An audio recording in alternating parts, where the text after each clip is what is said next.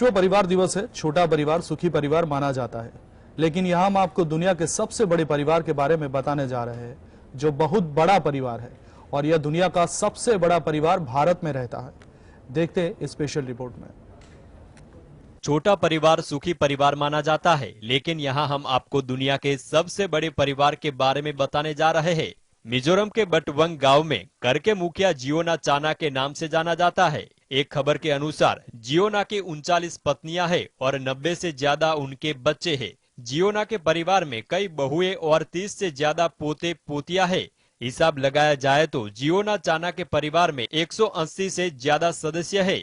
दुनिया के इस सबसे बड़े परिवार के लिए 100 कमरे के बने मकान में एक बड़ा सा किचन भी है, जिसमें लगभग 200 लोग खाना बनाते हैं। परिवार की महिलाएं सुबह से ही खाना बनाने की तैयारी में लग जाती है। एक दिन में लगभग 25 किलोग्राम दाल, 45 किलो चावल, 30 से 40 मुर्गियां, 60 किलो सब्जियां और दर्जनों अंडे पकाए जाते हैं। जियोना चाना का यह परिवार लगभग 20 किलो फल एक दिन में खा लेता है। जितने राशन में जियोना चाना का परिवार एक दिन का खाना बनाता है, उतने राशन में नॉर्मली एक परिवार का 2 महीना निकल जाता है। ये माना जाता है कि यह परिवार जिस भी पार्टी को वोट देगा, उनका जीतना लगभग निश्चित हो जाता है। Bureau report. कर्नाटक कांग्रेस के घोषणा पत्र में कहा गया था कि वह समुदायों के बीच दुश्मनी या नफरत फैलाने वाले व्यक्तियों और संगठनों के खिलाफ दृढ़ निर्णायक कार्यवाही करेगी। क्या बजरंग दल पर लगेगा प्रतिबंध? कर्नाटक चुनाव जीतने के बाद कांग्रेस ने क्या दिया जवाब? देखते इस रिपोर्ट में। कर्नाटक का विधानसभा चुनाव कांग्रेस ने पूर्ण बहुमत से जीता है। इस बार राज्य की कमान कांग्रेस के हाथों में होगी। पार्टी ने 224 में से 137 सीटों पर जीत दर्ज की है। इन सब के बीच सवाल उठता है कि क्या सरकार में आने के बाद कांग्रेस बजरंग दल पर प्रतिबंध लगाएगी? एक रिपोर्ट के मुताबिक कांग्रेस के वरिष्ठ नेता सिद्धारमैया सवाल का जवाब दिया है। दरअसल चुनाव से पहले जारी घोषणा पत्र में पार्टी ने बजरंग दल और पीएफआई जैसे संगठनों पर कार्रवाई करने का वादा किया था, जिसके बाद से बजरंग दल को लेकर राज्य में घमासान मच गया था। बीजेपी ने इसको मुद्दा बनाकर कांग्रेस पर जमकर हमला बोला था। क्या कांग्रेस सत्ता में आने के बाद बजरंग दल पर प्रतिबंध लगाएगी? रिपोर्ट के मुताबिक इस पर सिद्धारमैया ने कहा कि आपने घोषणा पत्र नहीं पढ़ा। हमने कहा है कि सभी नफरत फैलाने वाले राजनीतिक समूहों पर कार्रवाई की जाएगी, चाहे धर्म कोई भी हो। इस मामले पर जवाब देते हुए कांग्रेस के प्रवक्ता पवन खेड़ा ने कहा था कि भगवान हनुमान के करोड़ों भक्तों से प्रधानमंत्री मोदी को माफी मांगनी चाहिए। वो हमारी रक्षा करते हैं और आप बजरंग दल की तुलना बजरंग बली से करके उनका अपमान कर रहे हैं। हमारे धार्मिक विश्वास को ठेस पहुंचाने की भी कोई सीमा होती है। Bureau report. कर्नाटक विधानसभा चुनाव में करारी हार के बाद बीजेपी को अब मध्य प्रदेश और महाराष्ट्र में भी पार्टी के कमजोर होने की चिंता सता रही है। क्यों अब रह रह के बीजेपी को लगता है चुनाव में हारने का डर? देखते इस रिपोर्ट में। कर्नाटक विधानसभा चुनाव में करारी हार के बाद बीजेपी को अब मध्य प्रदेश और महाराष्ट्र में भी पार्टी के कमजोर होने की चिंता सता रही है। पहले की बात करें तो कर्नाटक की तरह भाजपा ने मध्य प्रदेश और महाराष्ट्र में ऑपरेशन ऑटस लागू कर सरकारों को उखाड़ फेंका था। बीजेपी में एक राय है कि बीजेपी कर्नाटक में हार गई क्योंकि उससे यह आभास दिया कि वह सत्ता के लिए अनैतिकता करने से नहीं हिचकिचाती है। बीजेपी ने जिस तरह से मध्य प्रदेश और महाराष्ट्र में सरकारें बनाई है, बीजेपी को इन दोनों राज्यों में भी हार का डर सता रहा है। मध्य प्रदेश में भाजपा ने कांग्रेस सरकार को गिराने के लिए ज्योतिरादित्य सिंधिया के नेतृत्व में असंतुष्टों का नेतृत्व किया, जबकि महाराष्ट्र में भी इसने शिवसेना को विभाजित कर दिया है। बीजेपी के कई नेताओं का मानना है कि कर्नाटक के नतीजे साफ दिखाते हैं कि लोगों ने ऑपरेशन लोटस को खारिज कर दिया है। सत्तारूढ़ भाजपा की सरकारों को तोड़ने और बनाने की नीति ने दल बदलुओं को शक्ति प्रदान की है। इस तरह पार्टी के भीतर भी व्यापक असंतोष पैदा हुआ है। Bureau report, GSTV।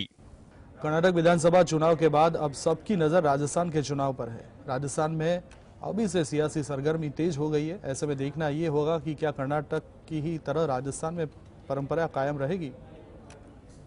कर्नाटक की सियासी संग्राम अब नतीजों की राह पर है, तो दूसरी तरफ अब राजस्थान के रण की तैयारी है। इस साल के आखिरी में राजस्थान, मध्य प्रदेश और छत्तीसगढ़ में विधानसभा चुनाव होना है, लेकिन राजस्थान में तो 5 महीने पहले ही सियासी पारा चढ़ता दिख रहा है।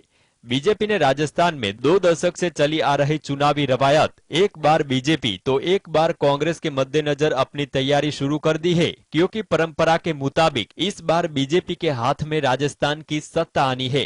पीएम नरेंद्र मोदी ने कर्नाटक में हो रहे मतदान वाले दिन यानी बुधवार को बीजेपी चुनाव अभियान का श्री गणेश कर दिया। इस दिन पीएम मोदी राजसमंद और सिरोही में सरकार और पार्टी के कार्यक्रम में शामिल हुए। पीएम के इस दौरे को चुनावी शंखनाद इसलिए भी कहा जाना सही है क्योंकि इस बार बीजेपी ने विधानसभा चुनाव मोदी के चेहरे पर लड़ने का ऐलान कर रखा है। ऐसे में ये तो साफ है कि चाहे वसुंधरा राजे हो या पार्टी के नए नवेले प्रदेश अध्यक्ष चंद्र प्रकाश जोशी, चुनावी कमान किसी को नहीं सौंपी जाएगी। बड़ा सवाल ये है कि आखिर 2 बार राजस्थान के सीएम रहे वसुंधरा राजे की इस बार चुनाव में क्या भूमिका रहेगी। Bureau report, GSTV। यात्रा का आज समापन हुआ। अजमेर से जयपुर आने में मौसम बदलता रहा और युवाओं का जोश हाई दिखा।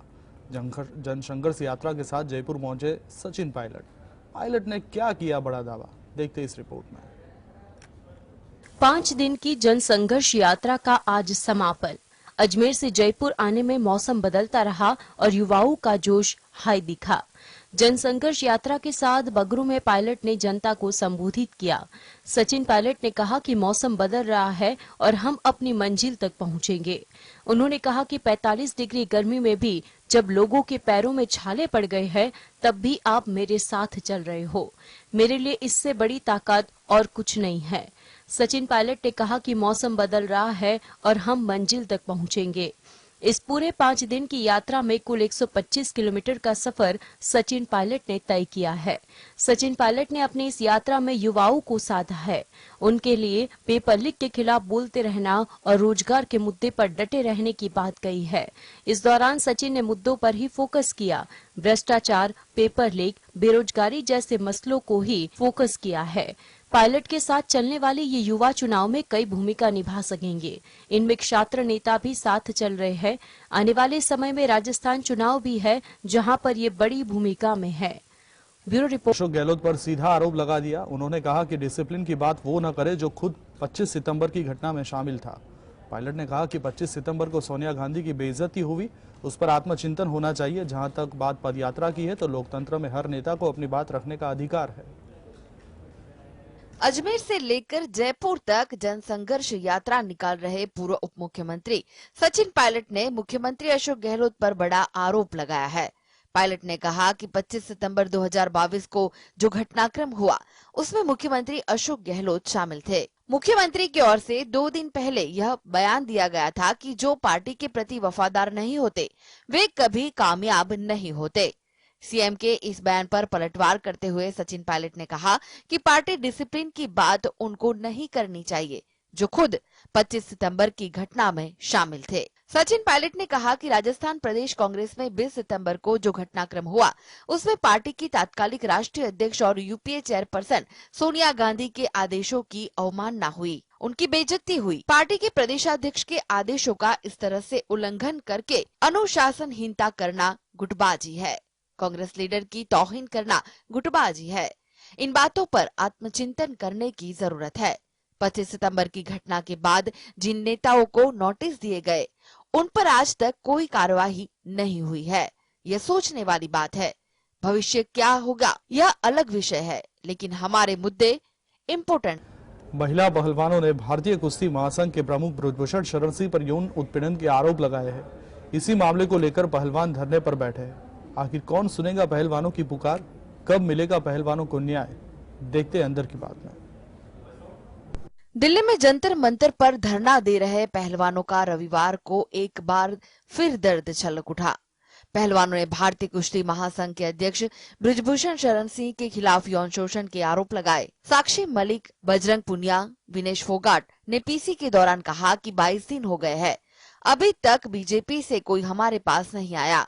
ओलंपिक पदक विजेता साक्षी मलिक ने कहा कि कल हम बीजेपी की महिला सांसदों को लेटर लिखकर उनसे मदद मांगेंगे, उनके घर पर लेटर पहुंचाएंगे। हमें सभी समाज के लोगों का समर्थन चाहिए। हम लोग जो आरोप लगा रहे हैं वो सही है, इसीलिए आप सभी लोग हमारे समर्थन में आए। विनेश फोगाट ने अपील की कि मंगलवार को सभी लोग अपने अपने जिला मुख्यालय में जाकर ज्ञापन दे, हमारे समर्थन में 16 मई को सत्याग्रह करे। पहलवान बजरंग पुनिया ने कहा कि कल ओलंपिक संघ ने जो भारतीय कुश्ती महासंघ को भंग किया है उसका हम स्वागत करते हैं।